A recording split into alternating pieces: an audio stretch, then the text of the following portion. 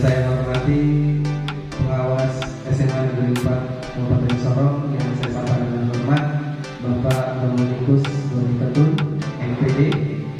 Yang saya hormati Bapak Kepala SMA Negeri 4 Kabupaten Sorong yang saat ini diwakili oleh Bapak Wakasek Kesiswaan yang saya sapa dengan hormat Bapak Denis Martin Sawyeri STH, dan yang saya hormati dan saya banggakan rekan-rekan guru SMA Negeri 4 Kabupaten Sorong. Puji syukur kita panjatkan kehadirat Tuhan Yang Maha Esa karena pada siang hari ini kita dapat berkumpul dalam keadaan sehat, karena sehat itu adalah nikmat yang tak terkira dari Tuhan Yang Maha Esa. Kita dapat berkumpul dalam satu agenda, yaitu diseminasi budaya positif yang akan dibawakan oleh Bapak Tingkos Arifin Arto Singotang SPD selaku calon guru penggerak Angkatan 9 Kabupaten Sorong, dan saya sendiri Adi Mitra Suryanta SPD juga sebagai calon guru penggerak Angkatan 9 Kabupaten Sorong.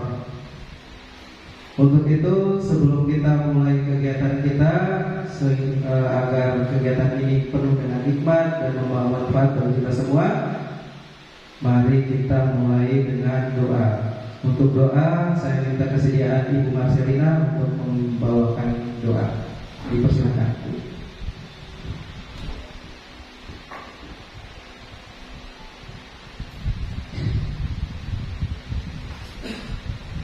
Ya, baik Bapak Ibu, rekan-rekan guru yang terkasih, mari sebelum kita melanjutkan kegiatan kita di siang hari ini, izinkan saya membuka kegiatan ini dengan doa dalam ajaran Katolik. Kita berdoa mulai dalam nama Bapa dan Putra dan Roh Kudus. Amin. Allah Bapa yang Maha Pengasih dan Penyayang, segala limpah puji dan syukur kami naikkan kehadirat-Mu atas berkat penyelenggaraan kasih-Mu di dalam kehidupan kami anak-anak-Mu. Ya Bapa, pada kesempatan pagi menjelang siang hari ini, kami akan mengadakan kegiatan diseminasi budaya positif di SMA Negeri 4 Kabupaten Sorong. Kami mohon Bapa, berkatilah tuntunan kegiatan kami ini, mulai dari awal pertengahan hingga berakhirnya, kiranya semuanya berjalan sesuai dengan kehendak-Mu. Semoga kegiatan yang kami jalankan ini boleh membawa manfaat yang baik bagi perkembangan kami di SMA Negeri 4 Kabupaten Sorong ini. Dengan pengantaran Kristus Tuhan kami. Amin. Berdoa selesai dalam nama Bapa dan Putra dan Roh Kudus. Amin.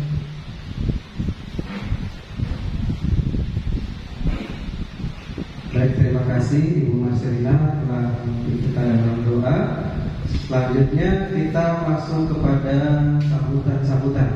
Sambutan yang pertama akan dibawakan oleh Bapak Dominikus Doni Ketun selaku pengawas SMA Negeri 4 Kabupaten Sorong. Kepada Bapak, dipersilakan. Oke, baik, terima kasih atas kesempatan yang diberikan kepada saya. Assalamualaikum warahmatullahi wabarakatuh. Salam. Selamat pagi Bapak, Ibu, Bapak, Ibu semuanya. Yang baik, yang saya hormati Bapak Kepala Sekolah yang diwakili oleh Wakasek Kesiswaan Pak Denis Sawyeri, dan yang saya hormati Bapak calon guru penggerak Pak Tingkos dan Pak Hira, serta Bapak Ibu guru yang hadir di sini yang saya hormati. Puji dan syukur atas kehadiran Tuhan Yang Maha Esa, atas berkat dan rahmat-Nya sehingga berkenan kita hadir di sini dalam keadaan sehat-sehat, sehat walafiat, guna kita membicarakan yang berkaitan dengan budaya positif sekolah nanti yang dipandu oleh Bapak calon guru penggerak kita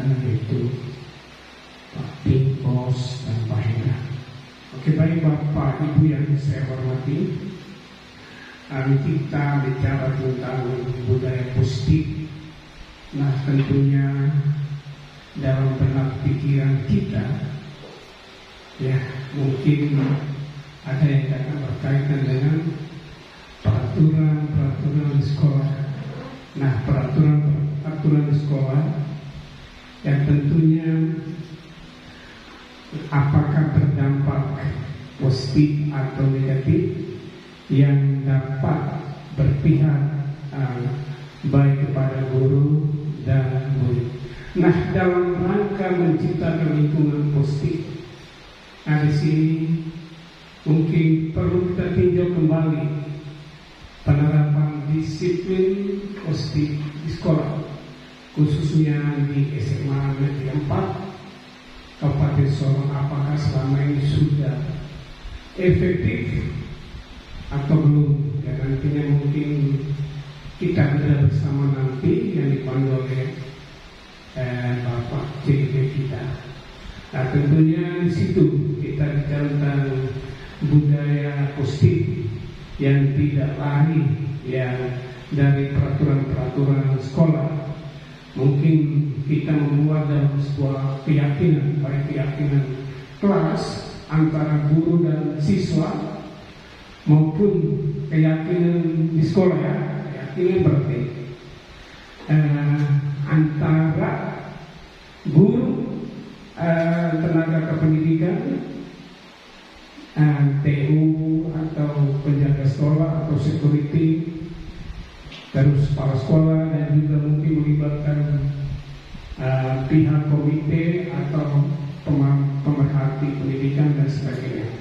Sehari-hari dan mengajar kepada siswa-siswi kita untuk sama-sama kita lakukan, sama-sama kita kerjakan dalam Melayu untuk memajukan dan juga mengangkat harkat dan derajat martabat SMA Negeri 4 Kabupaten Sorong Pelamono, dan juga sama-sama kita belajar dari para guru penggerak yang akan jelaskan apa itu budaya positif yang sama-sama kita kerjakan sebentar.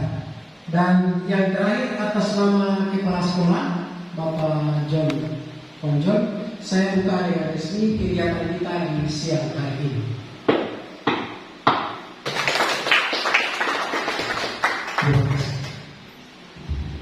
Terima kasih Bapak Denis Sawyali atas berkenannya membuka acara kita pada siang hari ini.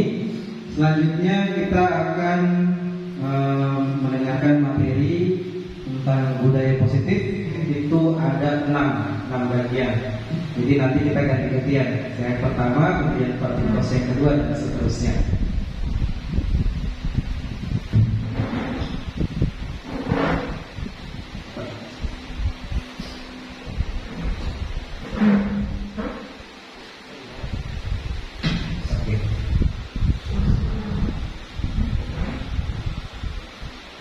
Oke Bapak Ibu, yang jadi latar belakang dari kegiatan ini adalah yang pertama, pendidikan adalah tempat persemaian benih-benih budaya dalam masyarakat.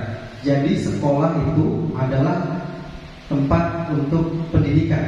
Kan kalau dalam lingkungan sekarang ini pendidikan formal itu kan dilaksanakan di sekolah. Jadi sekolah atau pendidikan adalah tempat persemaian benih-benih kebudayaan dalam masyarakat. Jadi kebiasaan-kebiasaan yang kita lakukan itu akan menjadi budaya bagi anak-anak kita di lingkungan sekolah maupun di masyarakat kedepannya.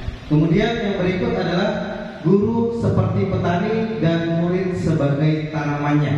Jadi kalau kita ibaratkan, guru itu petani Bapak Ibu, kemudian murid itu sebagai tanamannya. Guru menuntun tumbuh kembang murid sesuai dengan kodrat yang dimilikinya.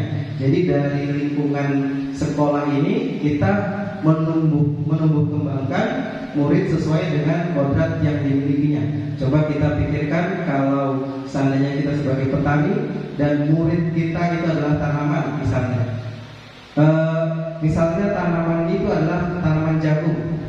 Nah, ketika kita menanam jagung, tugas kita itu hanya yang pertama mungkin mempersiapkan tanahnya. agar dia subur, kemudian layak untuk ditanami oleh tanaman itu. Kemudian yang kedua, kita menjaganya dari hama-hama. Nah, itu seperti yang kita lakukan sebagai seorang guru di sekolah, bagaimana kita menuntun tumbuh kembangnya. Jadi sesuai dengan kodratnya. Kita tidak bisa membuat jagung itu akan berbuah seperti padi, atau padi akan membuahkan buah jagung. Jadi yang bisa kita lakukan adalah menuntun tumbuh kembangnya. Jadi kita tidak bisa mengubah kodrat mereka menjadi sesuatu yang lain. Tugas kita adalah kita tahu apa itu kodratnya mereka.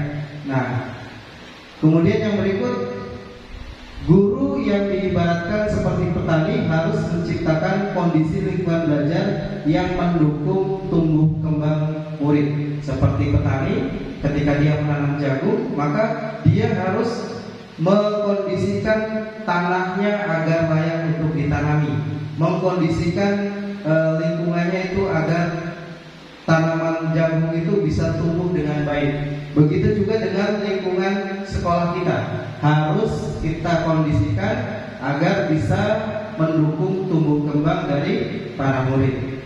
Nah, kondisi lingkungan belajar yang mendukung tumbuh kembang murid dapat diciptakan dengan menerapkan budaya positif. Jadi itulah yang bisa kita lakukan agar tumbuh kembang murid itu bisa baik dengan menerapkan budaya positif. Silakan lanjut, Pak.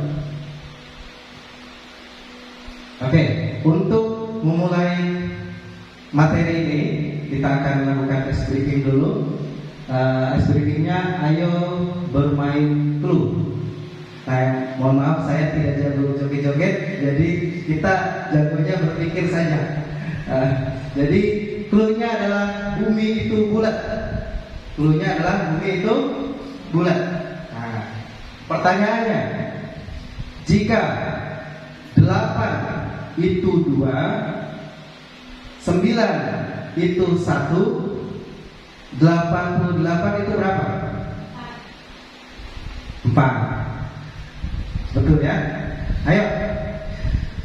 Berikutnya, soal berikutnya. Cerdas sekali Bu Pauli ya. Oke, saya ulangi. Jika 16 itu 1, 20 itu 1, 33 itu 0, 999 itu berapa?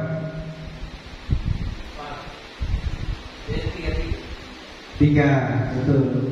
Ayo Bapak, yang lain, Bapak Ibu yang lain. Tuh, jadi clue-nya itu adalah bumi itu bulat. Jadi kita berpikir, kita ice breaking supaya fokus kita kembali bahwa di kegiatan ini ya. Lagi ya. Yang berikut, jika 8.888 itu berapa? 8.888 8. Lagi kan? Oke. Jika 8.888 itu adalah 8, 86 sama dengan 3. Oke. Ayo, yang lain gimana nih? Pak Muncik? Belum paham. Oke, siapa yang kasih paham? Kenapa bisa 3? Kalau saya kan tadi bilang 8 saat 2, berarti 6 itu 1. 2 tambah 1 3. Oke, 2 tambah 1 3. Terus yang jawab benar tadi siapa ya? Oh, Pak Lasudi. Nah, kenapa Pak Lasudi? Oke, karena kan kita lihat dari clue-nya, bumi itu bulat. Jadi Pak Guru, angka yang Pak Hendra sebutkan tadi, kita lihat yang ada bulatannya.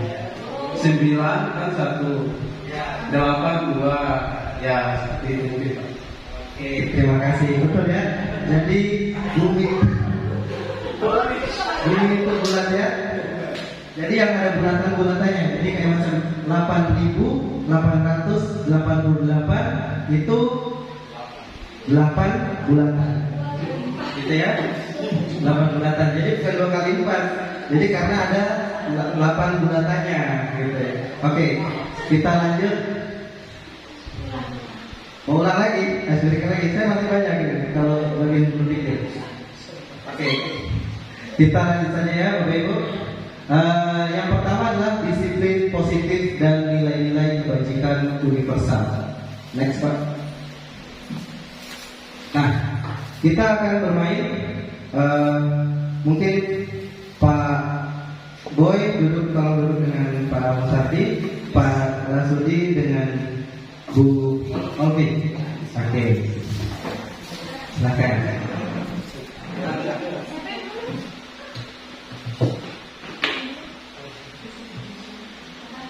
Oke. Sudah. Jadi permainannya adalah cobalah buka. Jadi salah satu dari Bapak Ibu tugasnya adalah mengepal tangannya. Kemudian, misalnya yang Pak Musadi kepal tangan, Bu Lina kepal tangan, Pak Roger mana? Pak Monce kepal tangan. Oh mungkin dengan Bu Leni dulu. Ya. Pak Monce kepal tangan, Bu Leni ya. Terus Bu Olvi kepal tangan, Bu Marcelina kepal tangan. Ya, jadi sudah ada yang kepal tangan. Nah, yang teman yang sebelahnya itu bagaimana caranya supaya kepala itu bisa terbuka, bisa menghardiknya, bisa merayunya, bisa mengintimidasi, bisa marah-marah, bisa mengkritik. Pokoknya lakukan apapun bagaimana caranya supaya kepala tangan itu bisa terbuka. Oke, coba silakan kita kasih waktu 2 menit. Oke, coba mulai coba. Ya. Terbuka, masih terbuka. Ayo Bu Ona. Oh terbuka ya.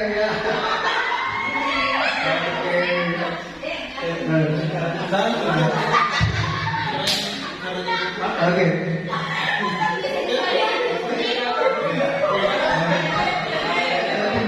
Bisa membayar juga, bisa membayar. Dengan cara itu. Oke.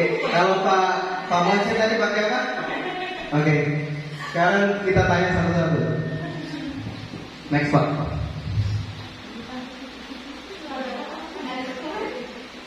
Bisa ditulis ya. Pertanyaan pertama, siapakah yang membuka kepala tangannya? Mengapa Anda membuka? Siapa yang membuka tadi Bapak Ibu? Yang membuka ketika mengepal, siapa yang membuka? Ada yang membuka tadi? Semua ya rata-rata. Kenapa membuka? Tadi kenapa membuka? Belum paham. Oke. Bu Lina tadi kenapa mengepal? Saya membuka karena Bu Gurdiana dia tipu-tipu saya. Dia bilang katanya ada kotoran di tepuk tangan. Ada lagi kenapa membuka? Tadi bagaimana caranya supaya ini? Masa saja buka sendiri. Oke, dulu. Ya, kalau saya karena tadi Ibu Ona punya tubuh terlalu tajam. Iman saya. Iya, makanya sampingnya terbuka. Bukan. Oke. Kayak saya tadi Pak Boy tidak bisa juga dengan cara umum tidak bisa. Oke. Jadi Pak Musadi yang lain bisa membuka. Jadi hanya Pak Musadi yang tidak membuka. Coba yang tidak membuka alasannya kenapa? Tidak ada alasan. Tidak memberikan kesempatan untuk membuka. Tadi saya tidak bisa memberikan kesempatan untuk membuka sampai memakai tangan karena berbagai layanan yang diberikan oleh Pak Oke, terima kasih Pak Musardi. Kalau Bu Reni tadi langsung ya, diajak cek langsung dibuka kepalanya. Iya, yang menurut Bu Reni tadi. Oh iya, tadi Bu Reni yang betul, terus Pak Monje ajak, terus langsung Bu Reni buka, gitu. Jadi langsung tiba-tiba tuh. Kak, mudah dirayu. Oke, jadi ada miskomunikasi. Oke, pertanyaan yang ketiga. Dalam kegiatan ini sesungguhnya siapa yang memegang kendali atau kontrol untuk membuka atau menutup kepalan tangan? Nah, kita sendiri ya. Jadi kita sendiri yang punya kontrol terhadap tangan kita. Kalau kita ingin membuka, pasti akan terbuka. Kalau kita ingin tetap menutup, mau apapun yang dilakukan oleh orang lain kepada kita, itu tidak akan berpengaruh. Seperti tadi yang dilakukan oleh Pak Musardi. Jadi Pak Musardi tidak membuka, yang lain membuka, mudah terbujuk kayu. Ada juga yang mudah ditipu. Jadi itu ya Bapak Ibu. Jadi kontrol diri kita itu sepenuhnya adalah tanggung jawab kita sendiri. Jadi tidak ada orang lain yang bisa mengontrol kita kecuali kita mengizinkan orang lain untuk mengontrol diri kita. Next Pak.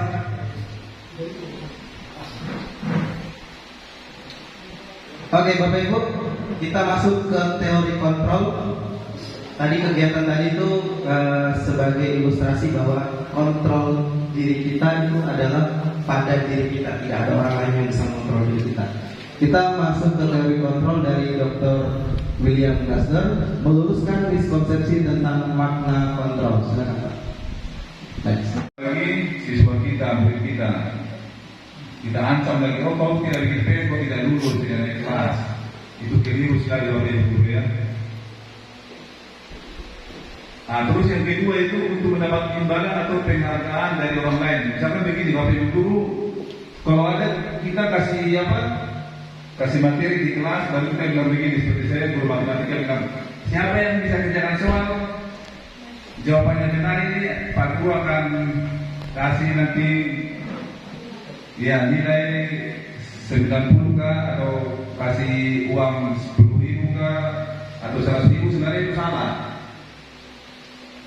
Artinya kenapa salah? Berarti dia mengerjakan soal itu atau maju ke depan itu untuk mendapat apa? Tujuannya, motivasinya untuk mendapat imbalan, no? Untuk hadiah. Sebenarnya salah. Itu tidak boleh lagi kita lakukan. Jadi tidak ada lagi dia punya kesadaran, no? Kesadaran dari sendiri bahwa dia akan meningkatkan prestasinya atau kinerjanya. Oke, next Pak.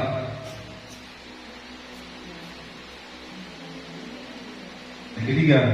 Coba kembali Pak, yang ketiga dari Ibu Eni. Yang ketiga untuk menjadi orang mereka inginkan dan mereka sendiri dengan nilai-nilai yang mereka percaya dapat imbalan dan penghargaan dari orang lain.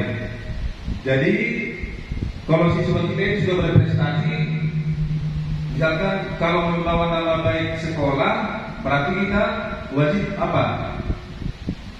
Dia memberikan apresiasi. Tapi kalau siapa yang bisa kerjakan soal ini, Pak Guru akan kasih hadiah, itu tidak bisa. Mereka tidak memiliki kesadaran untuk meningkatkan kinerjanya. Tapi kalau menjaga membawa nama baik sekolah seperti lomba-lomba ini yang sedang kita ikuti di Undi Muda, kita patut memberikan apresiasi kepada siswa kita karena membawa nama baik sekolah. Nah, itu boleh kita kasih apresiasi. Oke Pak Hendra, lanjut. Hukuman ini yang seperti tadi saya bilang, pengertiannya adalah suatu bentuk prosedur atau tindakan yang diberikan kepada individu atau kelompok atas kesalahan, pelanggaran atau kejahatan yang telah dilakukan dalam bentuk reinforcement negatif atau penderitaan dalam rangka pembinaan dan perbaikan tingkah laku sehingga tidak terulang kembali di kemudian hari. Nah sekarang begini, saya mau tanya kepada Bapak Ibu guru, misalkan ada siswa kita yang terlambat upacara, baru kita kasih hukuman. Misalkan dia kutip sampah atau baris di lapangan. Itu bagaimana menurut Bapak Guru? Setujukah tidak kita kasih hukuman? Kalau anak-anak sekarang terlambat upacara, kalau kita kasih apa? Tidak boleh masuk di apa di sekolah, kita kunci pagar, kita tumpuk. Itu bagaimana Bapak Ibu? Setuju atau tidak? Kalau kasih hukuman begitu, atau anak-anak yang tidak bikin tugas, tidak bikin PR, kita kasih hukuman, setuju atau tidak? Terus bagaimana? Misalkan ini menjadi dilema bagi kita. Kalau kita tidak kasih hukuman, dia akan ulang lagi, ya toh? Itu bagaimana solusinya? Mana kita cari solusinya? Misalkan begini toh, saya kasih contoh kasus, dia terlambat toh, tidak apa-apa terlambat kok, paling-paling kulit sampah. Akhirnya dia perbuatan itu kan terulang lagi, tidak ada efek jerah. Iya toh? Bagaimana itu menurut Bapak Ibu Guru? Kita sekarang ini diskusi. Kita boleh kasih hukuman atau tidak? Seperti saya bilang tadi itu, kalau mereka terlambat upacara, tidak apa-apa terlambat, paling-paling kita hanya disuruh kutip sampah, sudah kita boleh masuk kelas belajar. Akhirnya dia ulang lagi, iya toh? Itu bagaimana Bapak Ibu Guru?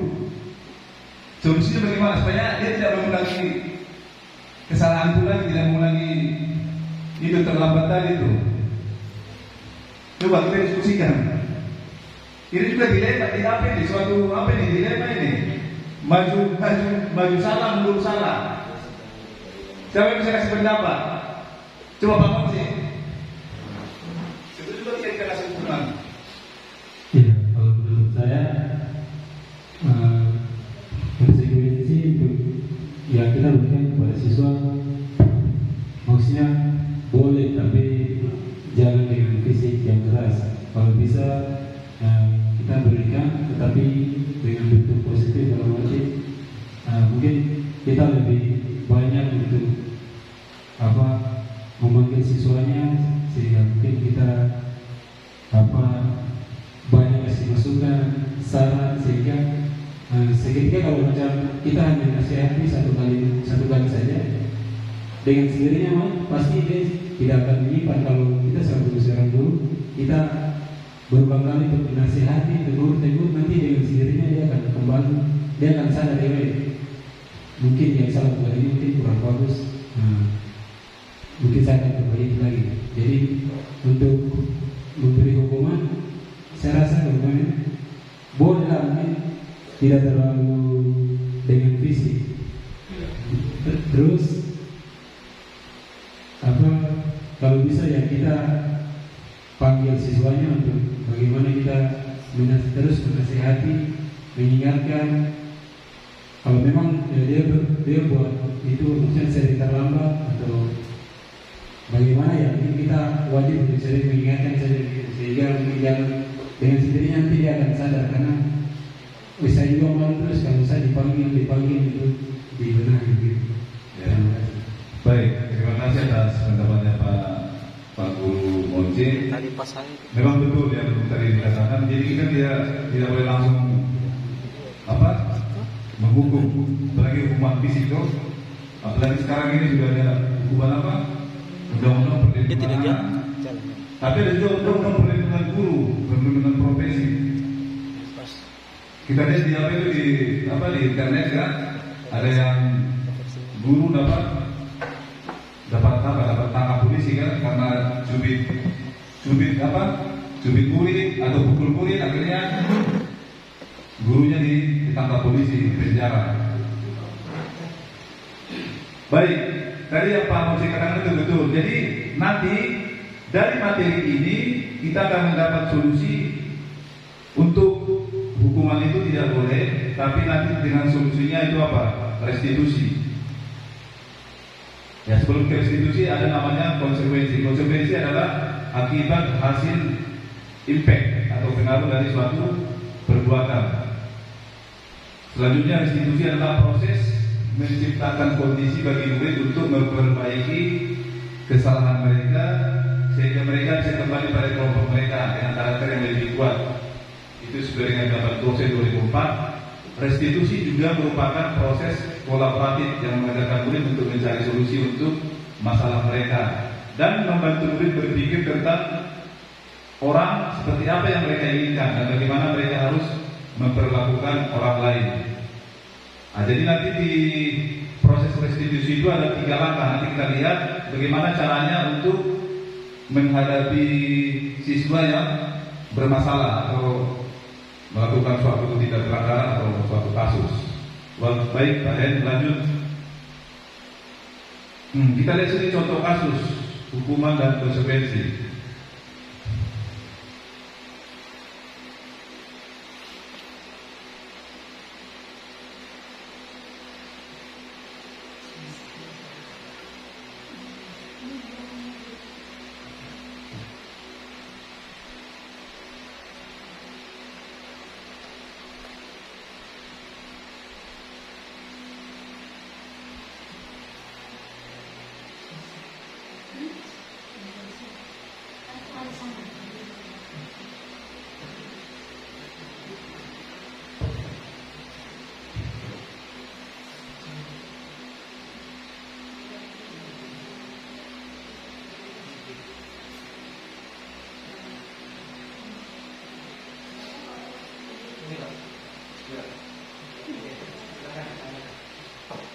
Ya, contohnya di sini apa? Hukuman atau konsekuensinya mencatat 100 kali dalam buku kalimat, saya tidak akan terlambat lagi.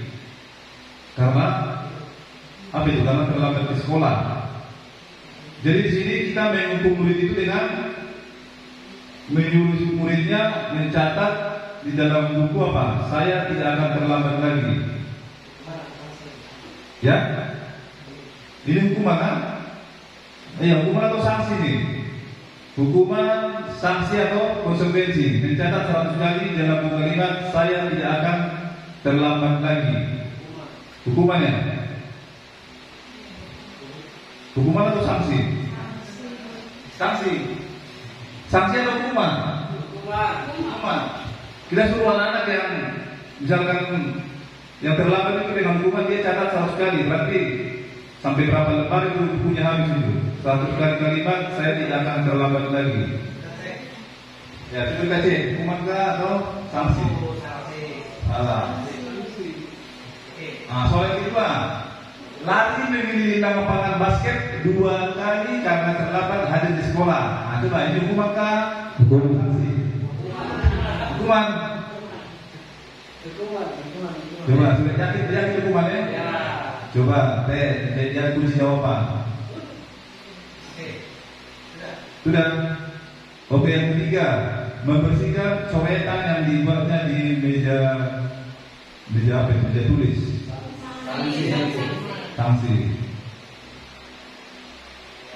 Oke, mantap.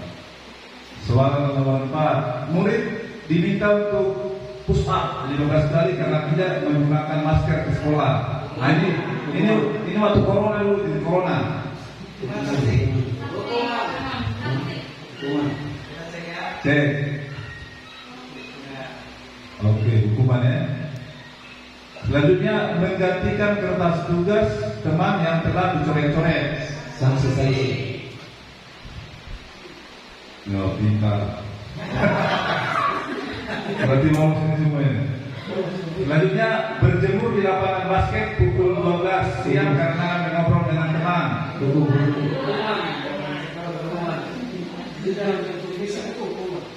Hukumannya. Lanjut, murid diminta bertelanjang kaki sepanjang hari karena tidak menggunakan sepatu warna hitam. Sekolah. Hukuman, ya. Oke, lanjut, berdiri di depan kelas sambil mengangkat kaki satu karena tidak bisa menjawab pertanyaan. Siapa yang sudah pernah? Oke, jadi korban atau jadi pelaku?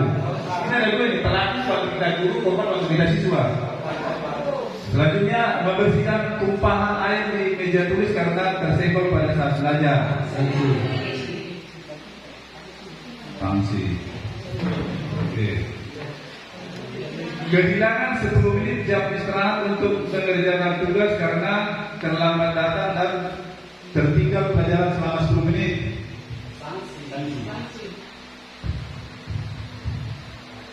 Sanksi ya.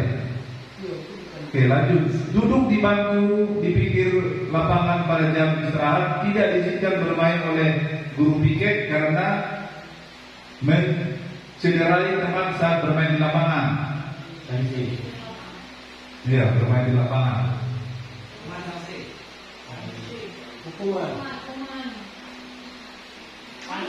Sanksi.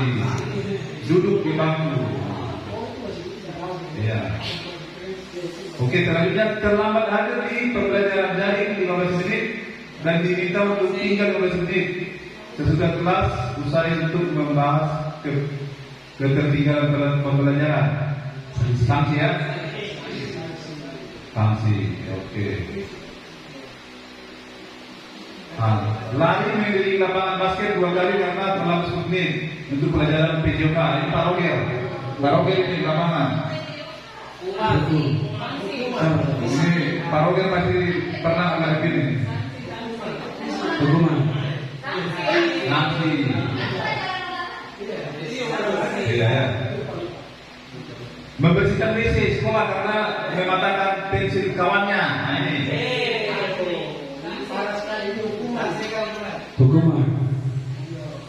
Hukuman fisik, dia fisiknya loh.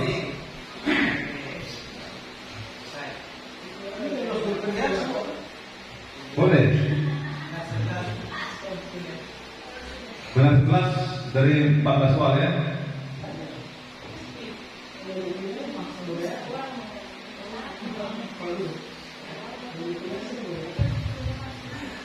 Oke, lanjut.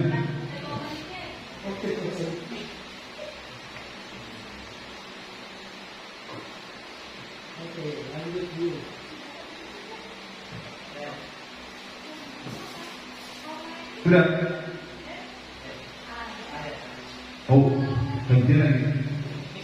Oke, Bapak Ibu, kita tadi sudah membahas tentang hukuman, konsekuensi dan restitusi.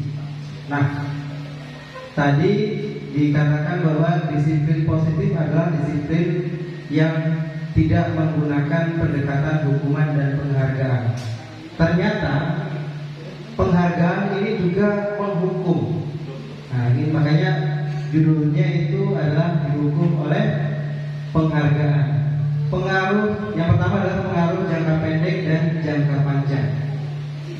Penghargaan efektif jika kita menginginkan seseorang melakukan sesuatu yang kita inginkan dalam jangka waktu pendek. Jadi Bapak Ibu, kalau kita menggunakan penghargaan supaya anak-anak ini menjadi disiplin positif, maka itu hanya akan berlaku secara temporer atau jangka pendek, ya, tidak bisa berlaku dalam jangka waktu yang panjang. Jika kita menggunakan penghargaan lagi dan lagi, maka orang tersebut akan bergantung pada penghargaan yang diberikan serta kehilangan motivasi dari dalam diri. Jadi kalau kita sering memberikan penghargaan, maka anak itu akan kehilangan motivasi dalam dirinya.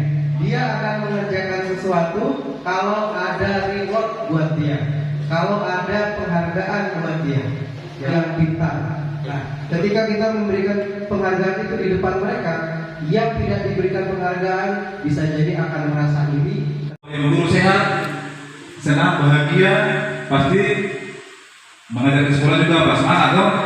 Tapi kalau TPP tidak ada, bikin muka lagi, tidak semangat belajar. Akhirnya pelampiasan anak murid, apalagi anak murid yang nakal. Ini sudah ibu guru tidak dapat TPP, kok nakal lagi. Oke, yang kedua kasih sayang dan telah diterima, kebutuhan untuk diterima, kebutuhan akan hubungan dan koneksi sosial, kebutuhan untuk memberi dan menerima kasih sayang, dan kebutuhan untuk merasa menjadi bagian dari suatu kelompok. Ini dapat kita temui di lingkungan sekolah kita kan. Jadi kalau kita dalam mengajar atau mendidik anak-anak itu harus dengan penuh kasih sayang, tidak boleh memilih-milih, ya, harus dengan adil. Yang ketiga, kebutuhan penguasaan atau kebutuhan pengakuan atas kemampuan. Ini meliputi keinginan untuk dianggap berharga bisa membuat perbedaan, bisa membuat pencapaian, kompeten, diakui dan dihormati. Terus selanjutnya kebebasan, kebutuhan akan pilihan. Kebutuhan untuk bebas adalah kebutuhan akan kemandirian, otonomi, memiliki pilihan dan mampu mengendalikan arah hidup seseorang. Bapak Ibu Guru, kalau contohnya begini, kalau saya dan Ibu Lina itu belajar matematika, kalau ada siswa yang kurang kurang senang dengan matematika, kita tidak boleh paksa. Mungkin siswa tersebut dia potensinya di kesenian, ya dong. Jadi kita tidak boleh paksa, harus kita tuntut anak itu, kita bimbing. Oh, berarti anak ini dia suka, dia berprestasi dalam, dia suka menyanyi. Kalau matematika dia kurang suka. Nah, mungkin dia lebih suka olahraga. Jadi kita tidak boleh paksa. Kamu harus matematika harus nilai 80 atau 70, tidak bisa. Jadi sekarang kita harus menjadi hamba murid. Artinya kita harus ikut murid punya bakat dan minat. Jadi kita tidak boleh main paksa. Kamu harus fisika harus nilai 90, tidak boleh. Sekarang ini paradigmanya harus diubah. Kita harus mengajar dengan mendidik anak sesuai dengan kemampuan anak, kemauan anak, bukan kemauan kita. Yang belajar itu adalah anak-anak. Jangan sampai anak-anak nanti salah didik atau salah ajar dari bapak ibu guru yang salah membimbing anak-anak. Selanjutnya kesenangan, kebutuhan untuk merasa senang. Kebutuhan akan kesenangan adalah kebutuhan untuk mencari kesenangan, bermain dan tertawa. Jadi kalau kita mengajar itu tidak boleh bikin tegang, bikin panik. Iya dong, harus senang. Jadi kalau anak-anak juga, kalau mereka merasa bosan belajar di kelas, boleh kita bawa di luar. Kita boleh bawa ke perpustakaan kan? Iya dong. Kalau guru bahasa Indonesia bisa bawa ke perpustakaan atau bawa ke perpustakaan daerah di Aimas. Jadi mereka tidak bosan. Atau kalau pelajaran olahraga mungkin Pak Roger bisa bawa ke stadion sana, stadion di kilo 16. Hanya masalahnya ada transport kan tidak? Iya dong. Atau Ibu Diana bisa bawa ke Bank Mandiri sana. Iya dong. Begitu uang orang lain. Oke, next Pak. Ah, ini posisi motor guru ini nanti kita lihat ada berapa dia, ada 5 atau 6. Kita lihat di video ini ya. Posisi kontrol itu adalah 1. Posisi penghukum, 2. Posisi pembuat merasa bersalah, 3. Posisi teman, 4. Posisi pemantau atau monitor, dan 5. Posisi manajer. Untuk lebih memahami kelima posisi tersebut, mari kita saksikan kasus Naren yang terlambat hadir 2 menit di sekolah dan melihat bagaimana kelima posisi kontrol dalam menghadapi masalah tersebut.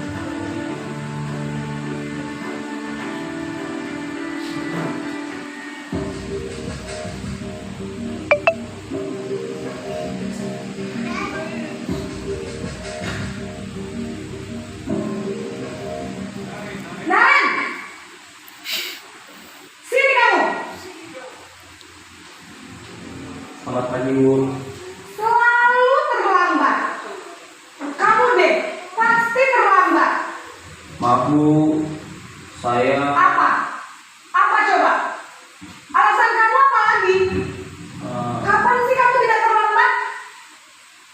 Malas sekali ya kamu jadi anak. saya Dasar pemalas. Gak kapok-kapok sih kamu. Sudah berapa kali terlambat? Sana, kamu keliling lapangan basket 2 kali. kenapa saya harus keliling lapangan basket, Bu? Kenapa? Kamu melawan ibu. Berani-beraninya jawab. Sudah terlambat, masih berani jawab pula. Sekarang, keliling lapangan basket 5 kali sekalian. Biar kapok. Cepat. Pergi sana ke lapangan basket.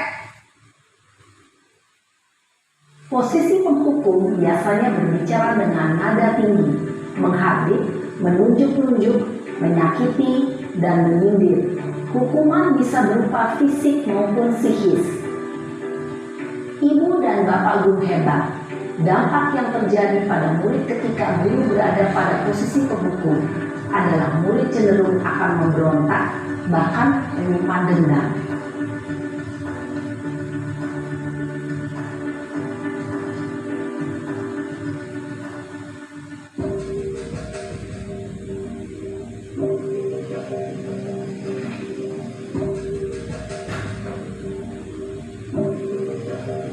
Jam 7, sekarang sudah jam 7.20. Jadi sekarang bagaimana ini, Naren? Maaf Bu, saya lupa setel alarm saya semalam.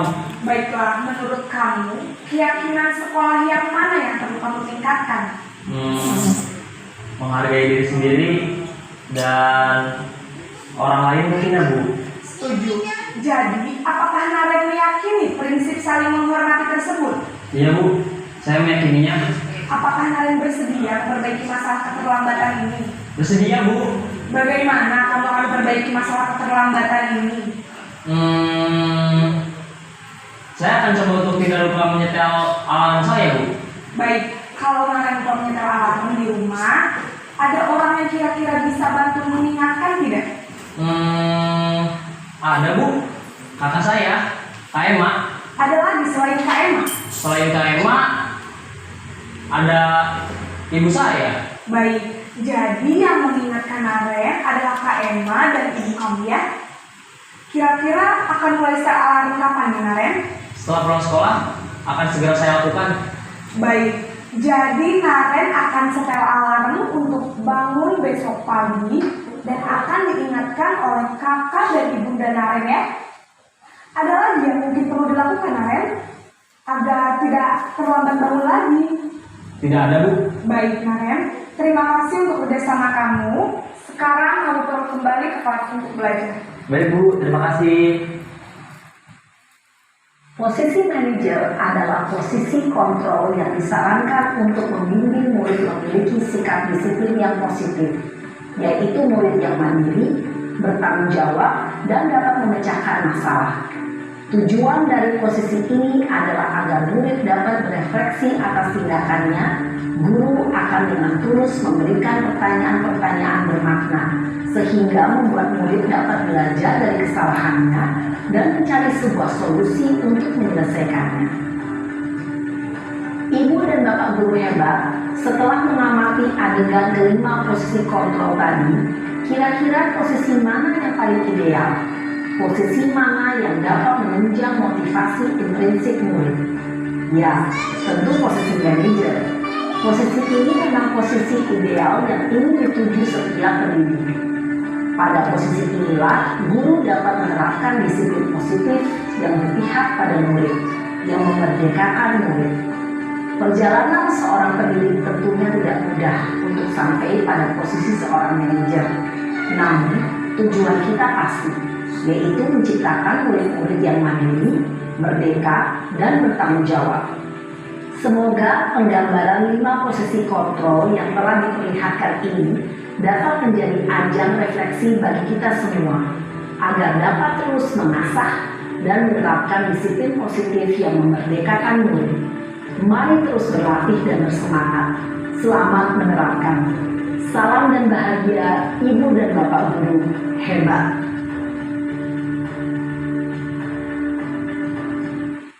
Baik, Bapak Ibu Guru ya, Bapak Ibu. Tadi ada 5 posisi kontrol. Yang pertama sebagai penghukum, kemudian pembuat rasa bersalah, kemudian teman, yang keempat pemantau, yang terakhir adalah sebagai manajer. Nah, mungkin saya ingin mendengarkan dari Bapak Ibu terkait pengalaman Bapak Ibu. Dari 5 posisi kontrol ini, Bapak Ibu pernah menerapkan yang mana kira-kira? Mungkin jadi dari kelompok sini 1, 2, 3. Oke. Siapa dari sini? Oh, dari sana. Oke. Atau semua mau berbagi pengalaman? Oke, silakan. Oke, terima kasih atas kesempatannya.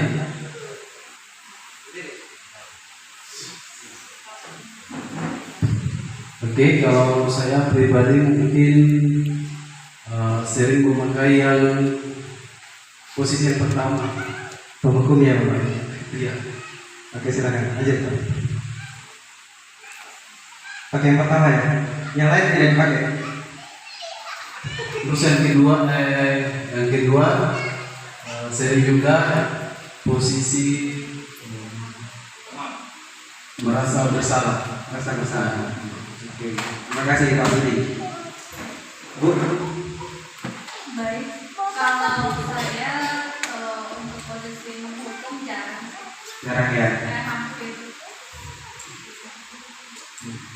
Yang sering mungkin untuk membuat siswa Rasa bersalah. Kemudian Memantau. Ya, baik.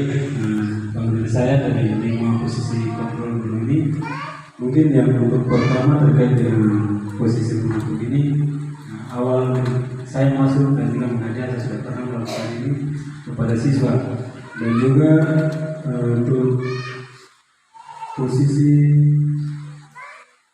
sebagai teman, ini yang sering saya lakukan juga setelah saya awal yang saya lakukan yaitu terkait dengan posisi buku. Nah, saya juga pernah berdiskusi dengan Pak Hendra terkait dengan siswa ini bagaimana sehingga jangan kita menghukum kalau bisa, kalau perlu kita mendidik dengan kata-kata, sehingga itu menjadi patokan kepada saya. Ketika saya melanjutkan untuk berada dalam kelas untuk mendapatkan siswa membuat pelanggaran, bisa sudah tidak melakukan pada posisi penghukum.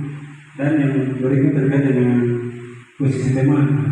Sekarang posisi saya sekarang di lingkungan sekolah banyak yang saya dengan siswa menanyakan aku kawan-kawan kok begini bentuknya, kita pakai bahasa sehari-hari, bahasa bermain, bahasa kawan. Jadi mungkin dari 5 posisi dulu gitu aja yang saya. Terima kasih Pak Moji. Silakan. Kalau saya, kita sudah melaksanakan yang 5 itu, tapi kalau kita menurut saya ini, guru SMA yang kita didik karena sudah dewasa, jadi kalau boleh yang nomor 3 sebagai teman, kok. Sebagai teman. Lanjut. Terima kasih Rina. Ya baik, kalau saya dari 5 itu semua saya sudah jalankan. Ya. Yang pertama sebagai penghukum yang saya berjalankan 2 kali sih, karena saya memberikan tugas kepada anak-anak supaya mengontrol mereka mengikuti ibadah setiap minggu di tempat tinggal mereka masing-masing. Jika yang tidak pergi ibadah, maka mereka akan dapat cuit. Itu yang pertama untuk posisi hukum. Sementara yang kedua, membuat siswa merasa bersalah, kemudian menganggap mereka sebagai teman, pemantau, sering saya lakukan di saat jam belajar. Jadi saya berikan materi itu paling tinggi 1 jam, lebih saja, yang lain sisanya tuh saya sudah sharing dengan orang, tanya-tanya kenapa terbikin tugas, alasannya apa, jadi cari solusinya sama-sama. Lalu yang terakhir manajer, itu tadi saya rasakan sendiri saat saya kontrol mereka untuk cek mereka punya buku penghubung. Kemudian saya dapat 2 siswa, saya bertanya mereka kenapa terbawa buku. Ibu minta maaf, saya tidak ikut ibadah hari Minggu karena saya jaga punya bapak di rumah sakit. Ya baik, terima kasih dari saya. Terima kasih Bu Marcel. Mana? Oh, tidak. Bagus. Oke, lanjut. Bu Diana. Terima kasih. Kalau posisi kontrol umur ini, menurut saya yang pertama saya lakukan waktu posisinya saya masuk sebagai guru di Klamono. Jadi pada saat itu kalau maksudnya siswa terlambat, kita kasih bertahan. Tapi pada saat itu undang-undang juga ada, jadi posisinya pada saat itu kita mulai sadar jangan sampai anak-anak kena musibah kalau kita tidak minta-minta, ada yang pingsan begitu. Jadi berubah menjadi sebagai teman. Terima kasih. Terakhir, Raja. Ya, kalau untuk saya yang saya sudah kasih mungkin hukuman, ya, hukuman tapi tidak hukuman yang keras. Ya. Saya jadi pendekatan mereka karena paling banyak saya kenal mereka.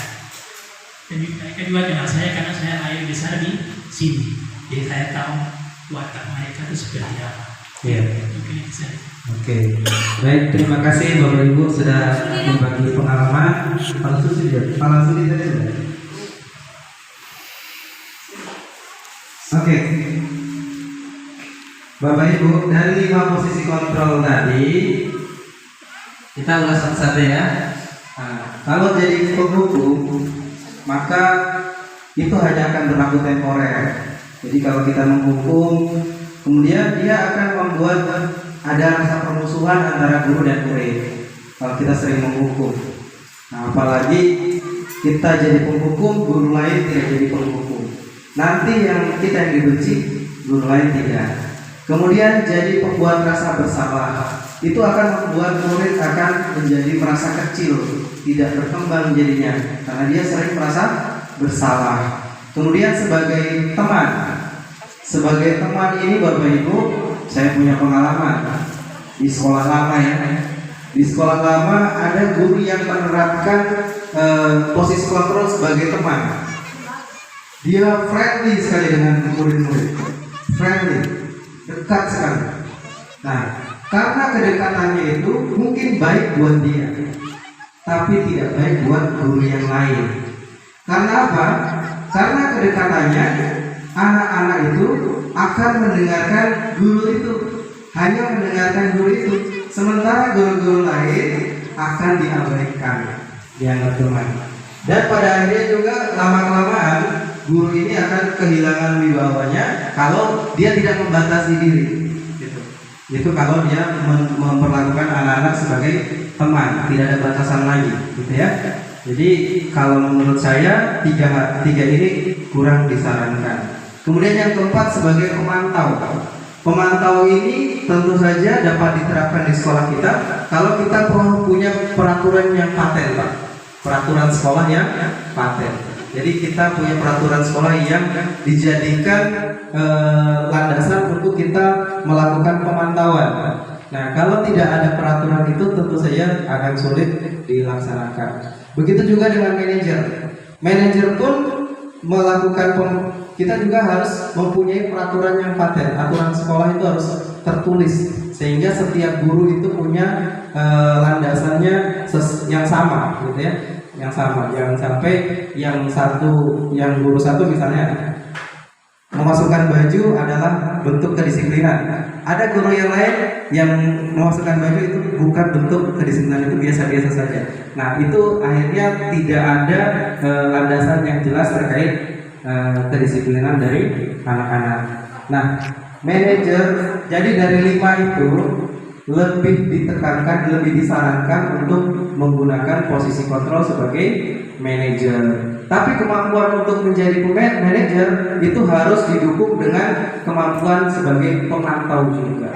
Ya, tidak mungkin seorang manajer bisa mengelola kalau dia tidak mengerti, dia tidak memantau dulu, gitu ya. Jadi dari 5 posisi kontrol itu disarankan menggunakan posisi kontrol kelima. Silakan lanjut, Pak. Lanjut. Menaruh tangannya di pundak guru di depan. Nah, jadi ingat yang 1, 2, 3, 4 untuk mata, 1, 2, 3, 4 untuk mata. Ini mengandalkan kejujuran karena tidak ada. Oke.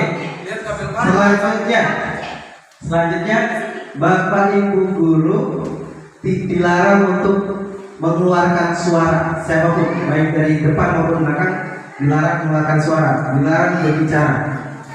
Jadi Bapak Ibu tugasnya adalah mencari benda ini. Mainannya anak saya yang saya bawa. Jadi kelompok 1 akan mencari bebek, kelompok 2 akan mencari donat, gitu ya. Nah, dipegang-pegang dulu. Jadi Bapak Ibu silakan bagaimana caranya nanti akan mencari benda itu, yang belakang yang akan mengendalikan. Jadi silakan yang belakang itu masing-masing dalam kelompok silakan menyepakati gerakannya seperti apa, itu maksudnya apa. Kalau misalnya ke depan itu bagaimana, ke belakang itu bagaimana, kanan kiri bagaimana, atas bawah bagaimana. Nah, oke. Jelas ya? Tidak boleh lepas, tidak boleh bersuara. Oke, jelas? Oke, silakan saya kembalikan. Oke. Nah, silakan mengatur dalam kelompok. Atur apa?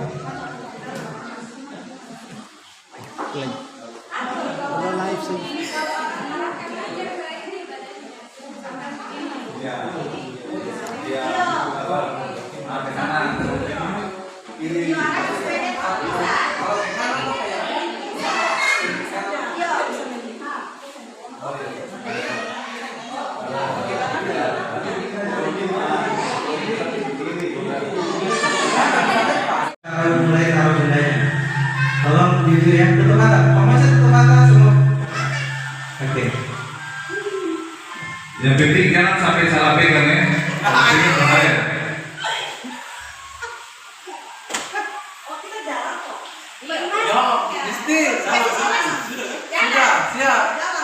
Iya, jalan. Sabar. Belum sabar.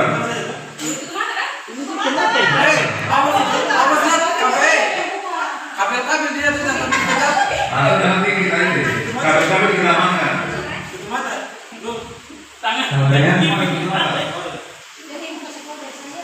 Nanti sudah tahu dari dong, satu bebek, satu donat. Oke.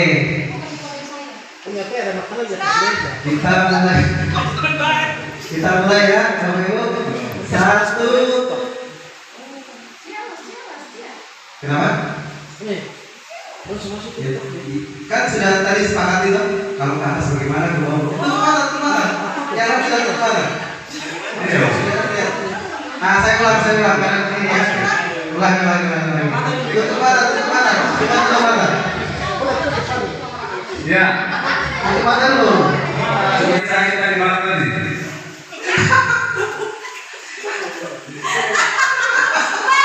Tutup mata.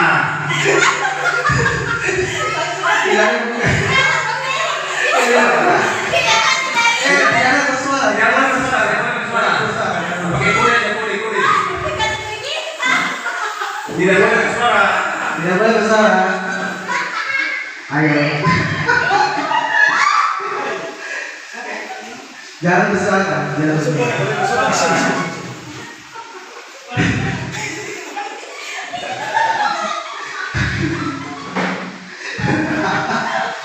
Ayo. Tutup mata. Ayo sedikit lagi sebelum dapat. Ya.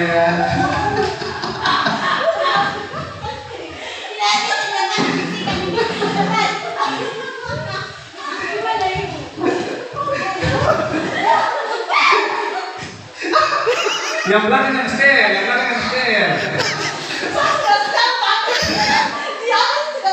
Yang di depan tinggal ikut saja, Yang di belakang yang stare. Awas pala sudi, orang mau pentolan itu.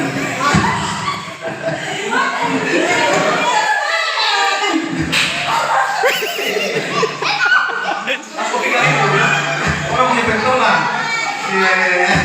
Ya, lanjut.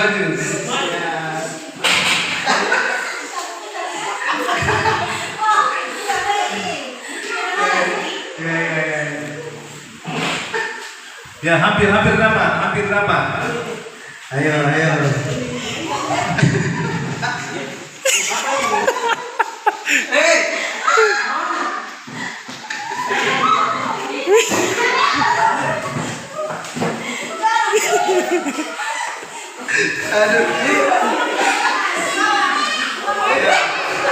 Ayo, Tidak boleh buka mata. tutup mata, ayo. Yeay, satu. Yang belum tuh, belum. Tutup mata dulu, selesai. Sudah dapat. Kelompok 1 sudah dapat. Ya, kelompok keyakinan kelas. Keyakinan kelas adalah metode untuk menimbulkan kembali disiplin positif yang didasari oleh motivasi dari dalam diri dengan menyepakati nilai-nilai kebajikan universal. Jadi itu keyakinan kelas. Bapak Ibu yang jadi wali kelas di sini siapa ya? Pak Lasudi, Bu Reni, Pak Munce, siapa lagi? Bu Ulfi sudah ya. Iya, ada Pak dengan saya. Kalau 9 kelas ini semua membuat keyakinan kelas, dan dari keyakinan kelas itu kita bisa merestitusi anak-anak, maka tentu saja semua ini akan terjaga anak kita ini.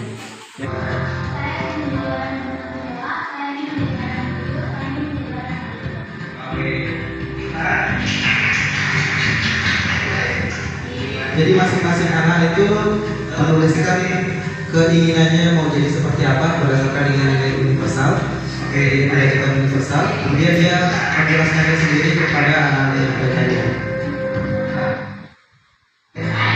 Jadi masing-masing ya, semuanya menyampaikan keinginannya. Dia mau jadi orang yang seperti apa? Ada yang mau jadi orang yang mandiri, orang yang menghormati orang lain dan sebagainya.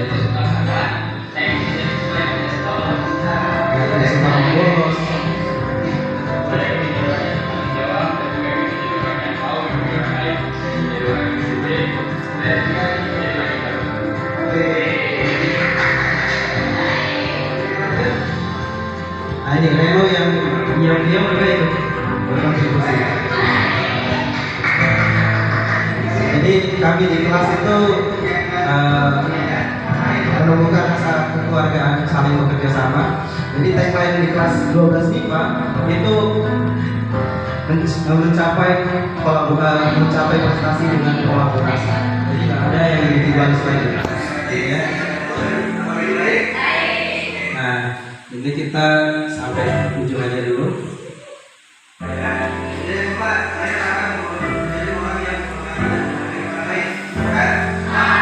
Ini menyepakati keyakinan kelas yang sudah dibentuk. Ada 12 semua, 12 keyakinan kelas. Ini yang ambil gambar kelas ini.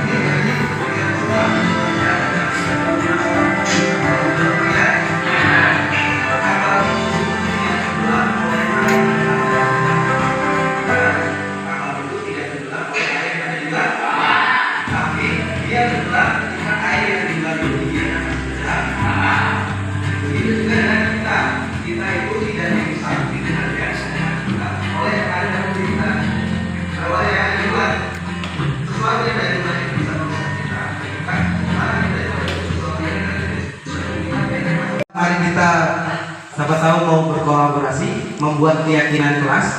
Dari keyakinan kelas ini kita jadikan landasan untuk melakukan restitusi. Jadi mereka kan membuat sendiri keyakinan kelas, kita sepakati. Nah dari keyakinan kelas ini ketika suatu waktu ke depan mereka melanggar atau misalnya terlambat, tidak membuat tugas, dari yang kita sepakati ini kita jadikan bahan untuk restitusi, gitu ya. Jadi kita tidak langsung menghukum tanpa kita membuat kesepakatan dulu, gitu. Tiba-tiba langsung bikin kamu jalan jongkok, kamu angkat sampah, kamu dan lain sebagainya. Itu tanpa kesepakatan. Ya, jadi kita harus mempunyai kesepakatan dulu, kemudian kita membuat keyakinan kelas, lalu dari keyakinan kelas itu kita akan melakukan restitusi, gitu ya. Bapak Ibu wali kelas mungkin bersedia untuk kita berkolaborasi ke depannya untuk membuat keyakinan kelas ya. Nah dari keyakinan kelas ini, misalnya 9 kelas ini membuat keyakinan kelas, maka dari keyakinan kelas itu akan muncul keyakinan sekolah. gitu ya. Sekolah jadi dari keyakinan kelas dipadukan, diakumulasi, itu bisa jadi keyakinan sekolah, gitu ya. Daripada kita mulai dari keyakinan sekolah dulu langsung baru kita jabarkan ke bawah, lebih baik kita mulai dari bawah dulu langsung jadikan keyakinan sekolah, gitu. Bagaimana Bapak Ibu? Siap? Siap. Bapak Ibu yang guru kelas juga guru mata pelajaran juga bisa.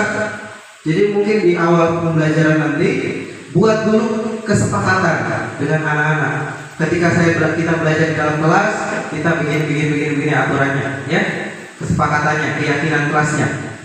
Misalnya mata pelajaran matematika, pada saat pelajaran matematika harus begini. Nah, itu disepakati. Nanti ketika ada yang melanggar, kita tinggal tinjau kesepakatan kita. Nah, dari kesepakatan itu kita bisa melakukan restitusi.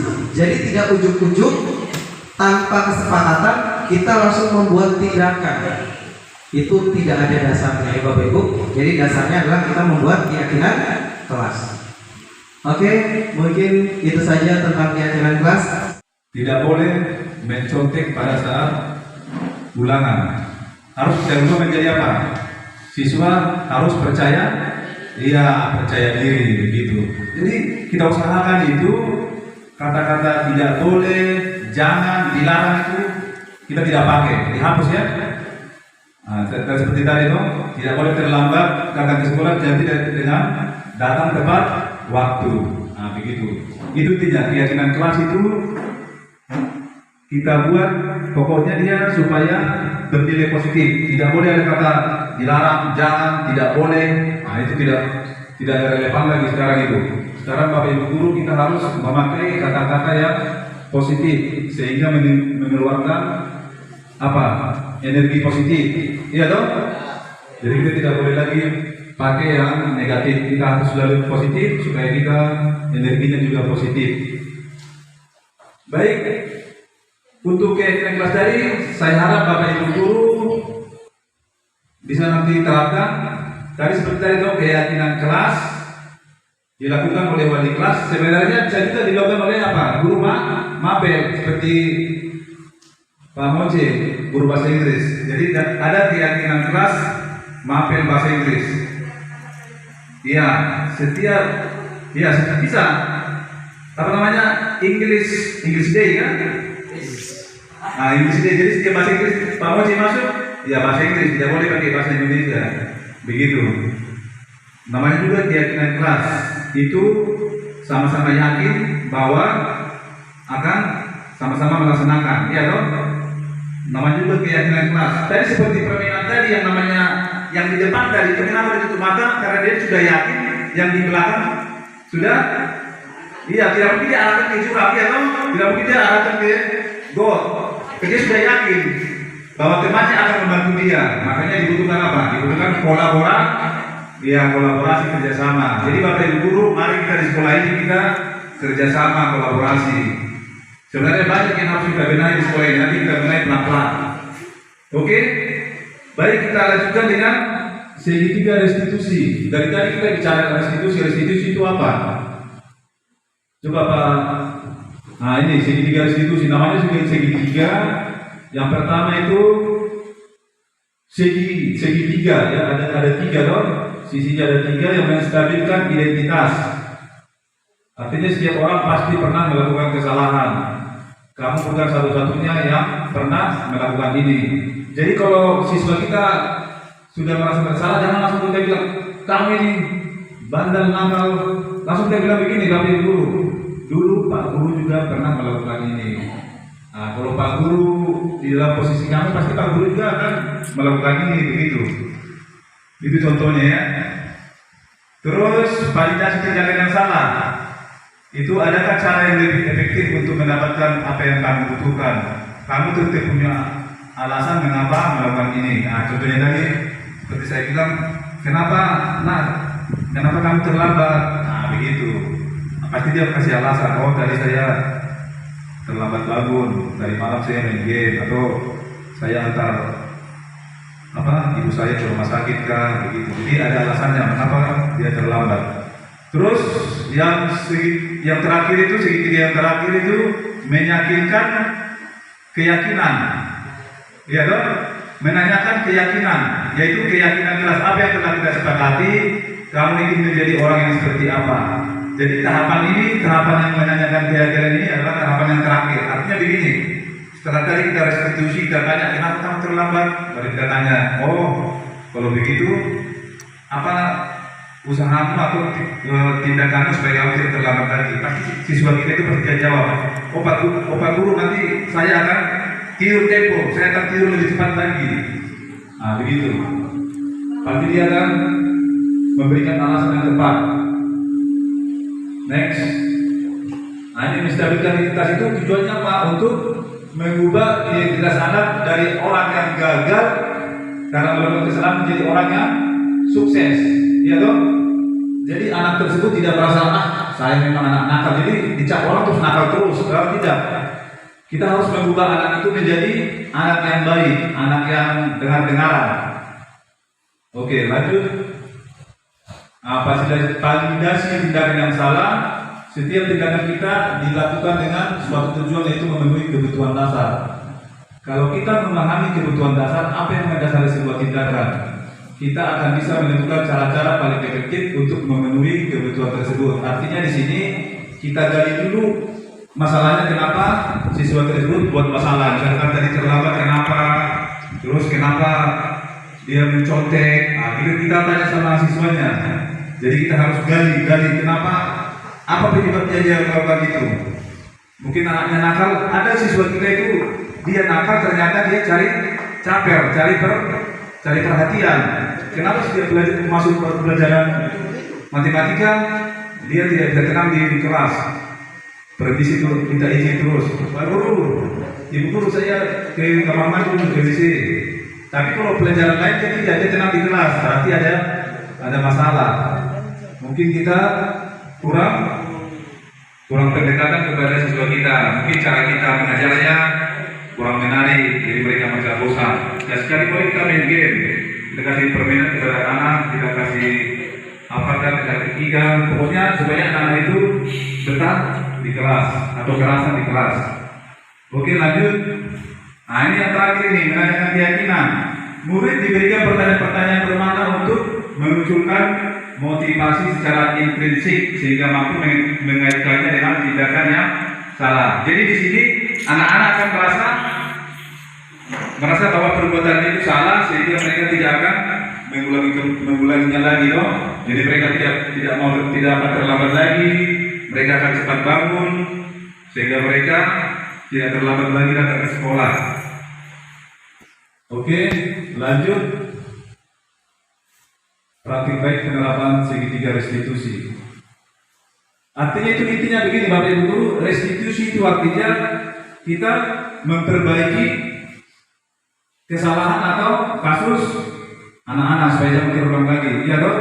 Tapi kita jangan langsung menghukum, kita harus menggali, mencari apa penyebabnya anak itu melakukan suatu kesalahan atau pelanggaran.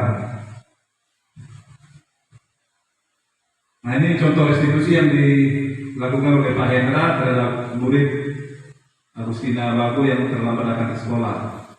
Dia terlambat mengikuti upacara bendera pada hari Senin, tanggal 9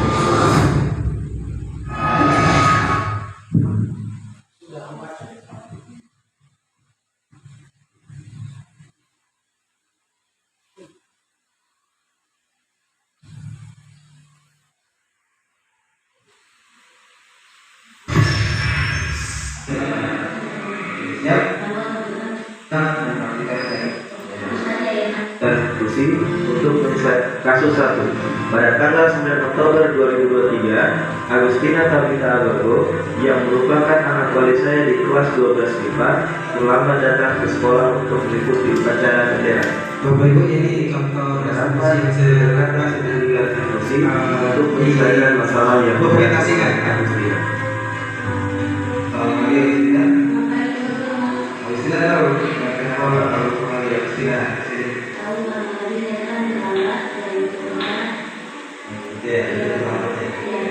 sehingga Agustina berapa kali Agustina ke warung itu?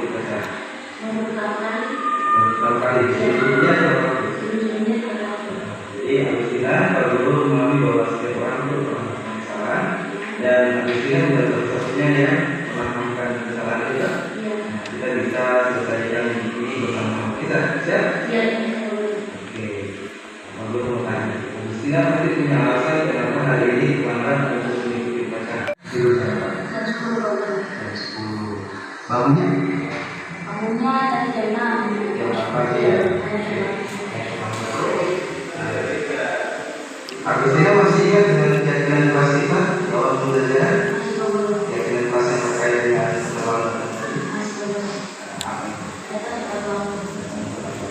Jadi kalau Guru percaya Agustina bisa mempraktikkan keyakinan kelas kita ini.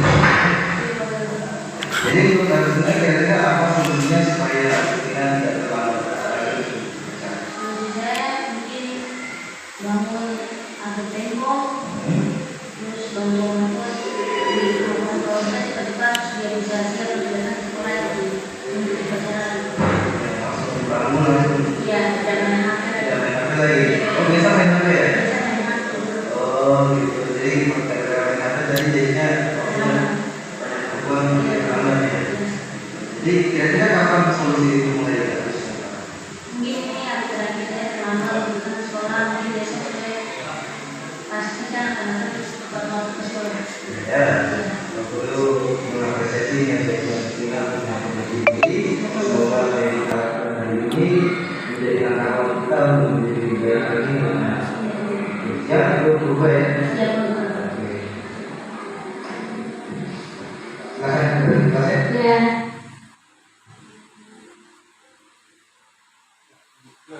Ya, itu tadi contoh tadi restitusi yang dilakukan oleh Pak Hendra di kelas 12 MIPA terhadap siswi Agustina Abaku. Jadi tadi kita sebagian pahamannya dong. Kita tanya kenapa kita tanya alasannya kenapa dia terlambat. Baru kita tanya terakhir kita menanyakan keyakinan. Kita cari sama-sama solusinya supaya siswa atau siswi tersebut tidak akan terlambat lagi. Jadi begitu. Intinya supaya anak yang lebih baik, siswa tersebut akan menjadi siswa yang lebih baik lagi sesuai dengan kesepakatan atau keyakinan kelas yang telah kita buat bersama dengan anak-anak kita, bersama dengan murid kita. Jadi mungkin itu aja ya untuk segitiga restitusi. Sudah, terima kasih. Materi kita sudah selesai. Saya atas nama calon guru penggerak Angkatan 9 Pak Hendra dengan saya mengucapkan terima kasih kepada Bapak Ibu Guru. Mari sama-sama kita berkolaborasi untuk memperbaiki sekolah kita.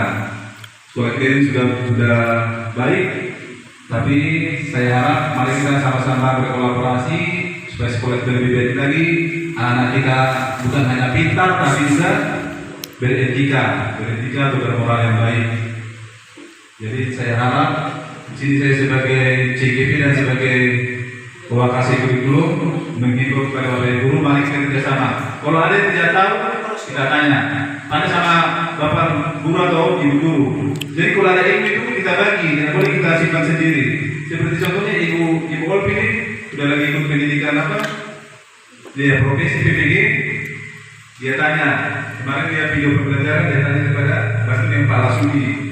Ya, itu kolaborasi yang baik, kerjasama yang baik. Jadi saya himbau kepada Bapak Ibu Guru yang berkeinginan mendaftar pendidikan guru penggerak angkatan 11 sedang dibuka. Mari kita ikut mendaftar, ya. Saya harap Bapak Ibu Guru, apalagi kemarin Pak Kepala Dinas dengan Pak Kepala Bidang mengatakan SMA Negeri 4 ini memiliki potensi yang baik, ya. Bapak Ibu Gurunya hebat-hebat. Saya bilang kalau Bapak Ibu Gurunya hebat, berarti muridnya juga harus lebih hebat lagi. Jadi saya ucapkan terima kasih kepada Bapak Ibu Guru atas partisipasinya. Terima kasih. Semoga Tuhan memberi kita berkat selalu. Kita diberikan kesehatan. Kita terus bekerjasama untuk meningkatkan pendidikan di sekolah kita ini. Sekian dan terima kasih. Baik, terima kasih Bapak Ibu. Nanti saya minta Bapak Ibu perwakilan ada yang memberikan testimoni terkait kegiatan ini untuk menambah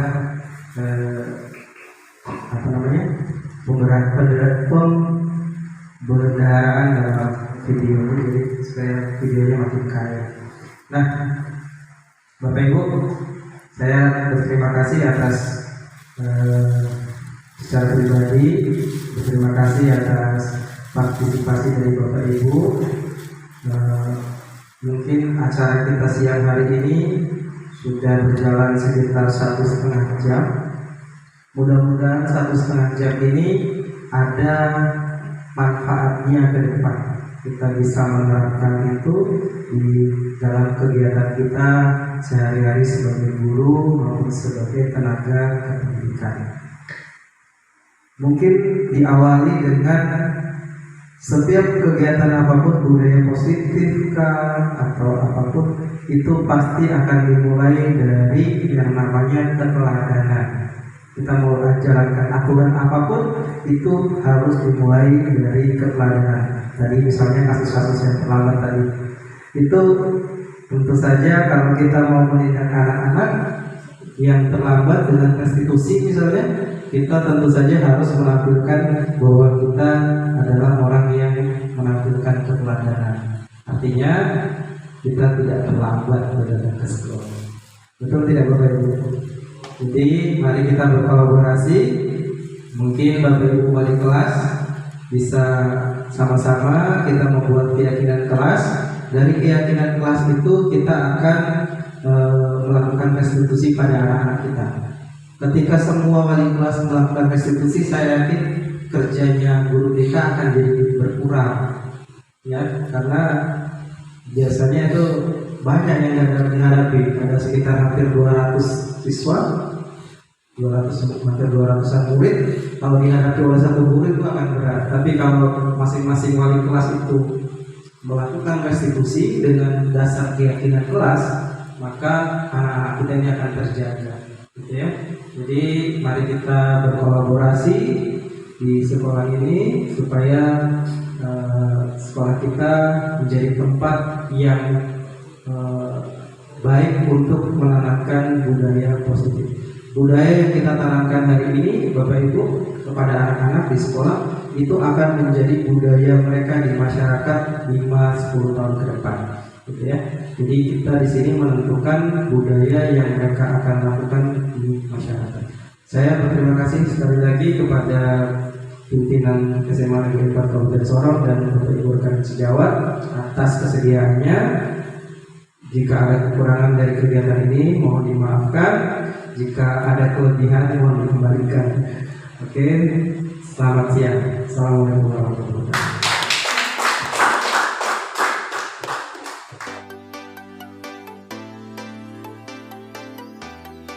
Baik, terima kasih atas kegiatan diseminasi budaya positif. Semoga kegiatan yang luar biasa ini dapat memberikan dampak positif yang dapat diberlakukan pada sekolah SMA Negeri 4 Kabupaten Sorong. Saya sangat senang diadakan kegiatan ini dan selanjutnya kalau boleh dilanjutkan lagi. Senang, semoga ditingkatkan lagi. Kami dari guru SMA 4 Kabupaten Sorong sangat berterima kasih atas kegiatan ini. Terima kasih. Selamat siang. Kegiatan budaya positif hari ini sangat membuat saya merasa bahagia dan bersyukur karena lewat materi-materi yang diberikan dengan sendirinya saya menyadari bagaimana posisi saya sebagai guru, sebagai seorang pengontrol bagi anak-anak saya ke depan. Saya sangat senang sekali kegiatan ini sangat bermanfaat